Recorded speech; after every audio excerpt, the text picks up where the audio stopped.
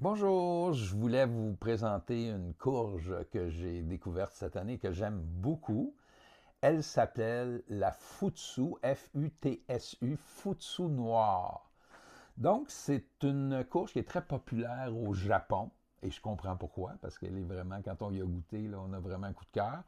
Et ça fait partie des courges mochata, Cucurbita mochata, comme la courge musquée, la butternut. Et la raison pour laquelle j'ai décidé de la cultiver, c'est que les mochata sont des courges qui résistent aux perceurs de la courge. Alors, le perceur de la courge, c'est un papillon qui pond ses œufs au niveau du collet des plants de courge. Ça donne une petite larve qui rentre dans les tiges des courges et ça mange l'intérieur. Souvent, les plants de courge vont dépérir et même mourir à cause de ce nouveau ravageur-là qu'on n'avait pas il y a 10 ans. Donc, c'est tout nouveau. Donc, on a tendance à essayer toujours de privilégier des cultivars de courges qui vont être résistants. Donc, la courge musquée, la butternut, est résistante aux perceurs de la courge, tout comme la futsu noire, qu'on appelle en anglais la black futsu. Alors, c'est une courge qui est extrêmement productive.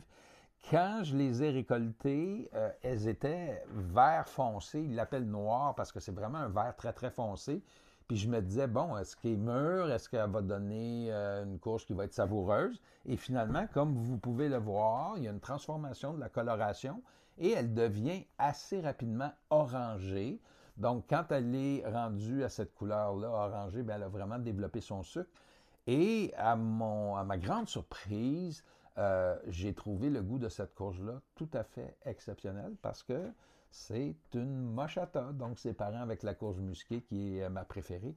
Le problème, puis je dirais pas que c'est un problème, c'est que cette courge, la Black Futsu, la Futsu noire, est très fortement côtelée comparativement à la courge musquée. Donc la courge musquée, elle se pèle très facilement pour faire des morceaux de courge, pour mettre dans des soupes, des ragoûts, des choses comme ça. Tandis que celle-là, on n'a pas avantage à la peler parce qu'il y a des rainures très, très profondes. Elle est légèrement bosselée aussi. Donc, la technique de cuisson va être différente de la courge musquée parce que on ne va pas la peler pour la cuire. Alors, je vais vous faire une petite démonstration.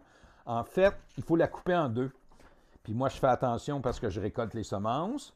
Donc, je fais attention de ne pas passer le couteau de bord en bord. Donc, juste dans la partie de la chair. On ne va pas dans le centre de la cavité. Donc, voyez-vous ici, on a les semences. Évidemment, on ne cuira pas avec les semences. Donc, je retire les semences que je vais mettre en fermentation. Et là, vous allez voir, c'est très, très simple. Alors, regardez-moi ça si c'est beau à l'intérieur. Donc, ce qu'on fait, tout simplement, c'est qu'on va les cuire comme ça en demi. Moi, je mets un petit peu d'huile végétale, puis j'aime beaucoup utiliser du piment de Jamaïque moulu dessus. Je trouve que ça donne un bon goût, ça se marie bien avec la courge. Donc, c'est à peu près 35-40 minutes au four à 350. Et puis, après ça, on mange ça à cuillère. C'est comme du caramel. C'est une courge tout à fait exceptionnelle. Et puis, si on veut faire du potage, ben on va avec la cuillère chercher la chair, puis on la rajoute dans notre plat avec des carottes, des oignons, etc. Puis on peut faire une très bonne soupe à la courge futsu noire. Bon appétit, bonne dégustation. C'est un item qui va être disponible à Semence du Portage à partir de janvier 2026. Alors, bonne culture.